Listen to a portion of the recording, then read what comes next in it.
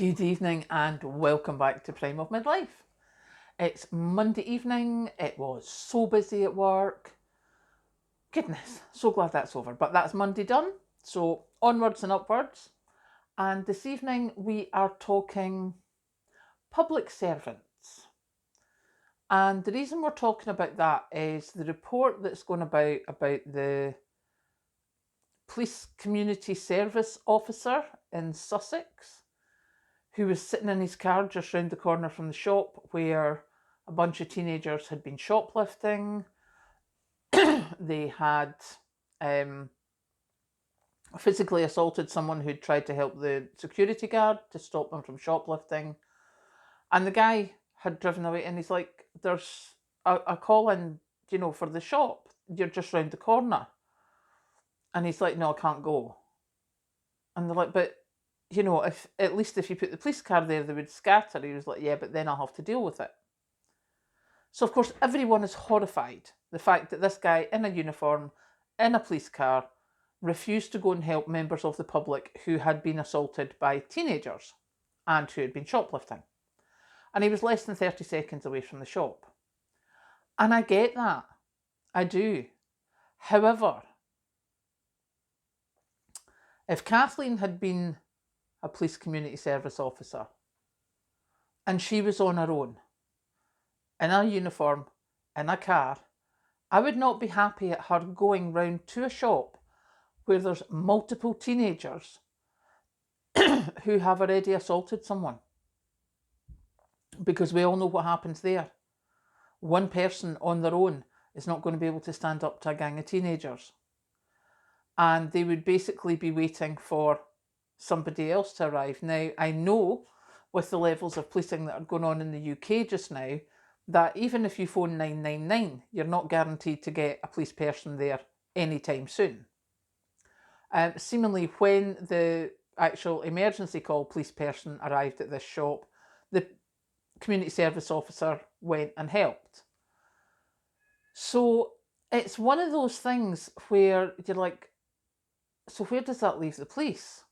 Well, not in a very good position, because having watched numerous police programmes and stuff like that, but also having just seen out and about, you don't get community police officers now.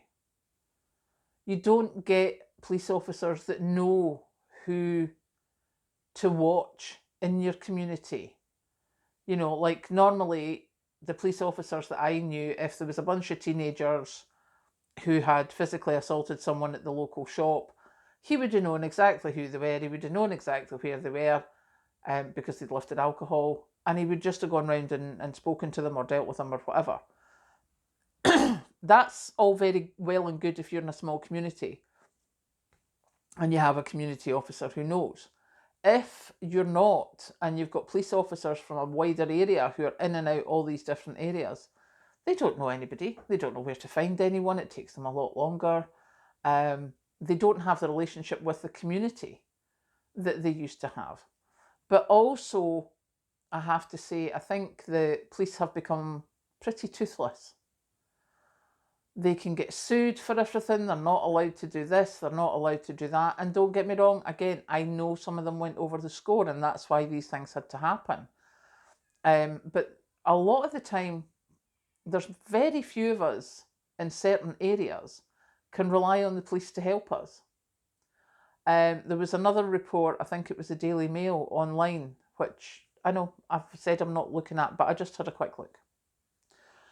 And this girl had been wandering along, FaceTiming her friend, and this guy tried to attack her. And she was yelling and screaming and and thankfully, somebody with a house there opened the door to let her in. Now, this house has cameras on it, and go and look at the Daily Mail online if you don't believe me. And there is video footage of this guy chasing this woman. Well, she's inside the house by this time, but he is running up to the door. He's trying to batter down the door. This is ridiculous. But unless they get policemen or someone who can identify him, unless the police are there immediately, there's nothing much anyone's going to be able to do. We had the other one where two police officers trying to arrest a female. One male officer, one female officer. Now, the male officer obviously is scared to touch the female that they're trying to, put in cuffs or whatever. And this female has got the female police officer by the hair, swinging her about, and he's like, what do I do? Because if he so much as lays a hand on her, he's going to get done for assault and she's going to accuse him of all this, that, and the next thing. And don't even start me on that. So, it's so difficult for the police nowadays, but also it's so difficult for teachers. It's so difficult for firemen, for nurses and doctors, because they're very often coming into contact with people who are very aggressive with them. And it's very difficult for them to do anything without it being their neck on the line. And I think why it's come to public servants are the ones where you notice it more is because when laws have changed, when things have changed and become unacceptable, it seems to be the governments, the local councils that are some of the first to change their practices. And so when it was first like, you're not allowed to do this with teachers, you're not allowed to discipline kids, so the kids know there's nothing you can do, you can't touch them. So the kids do whatever they want in school. In the hospital waiting room, gang of boys coming up, one of them's busted his ankle when he's been drinking, two of them starting to get a bit obstreperous, and what happens? Nothing, because the staff can't do anything, we need the staff. Security's not allowed to touch them, they can ask them to leave if they don't want to leave, what are they going to do? And that has gradually, I feel, undermined society as such, because no one's got respect for these people that we used to have respect for. And over the years, it's become more difficult to stay safe in various different situations. So yeah, that's my thing. And it's become more difficult for us to stay safe, but it's definitely become more difficult for anyone who we're hoping for help from.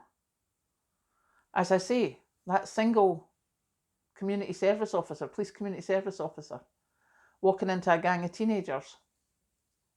I wouldn't have wanted to do that. Wouldn't have wanted anyone I know to do that. I would have waited until there was somebody else there for backup.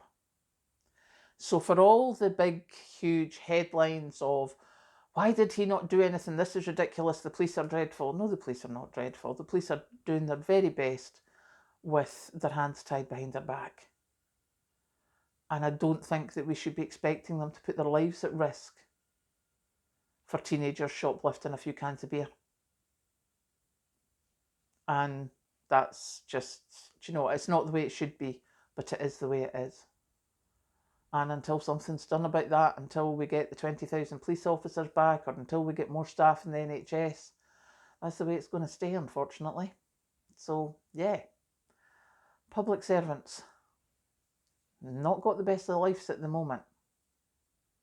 So, yeah.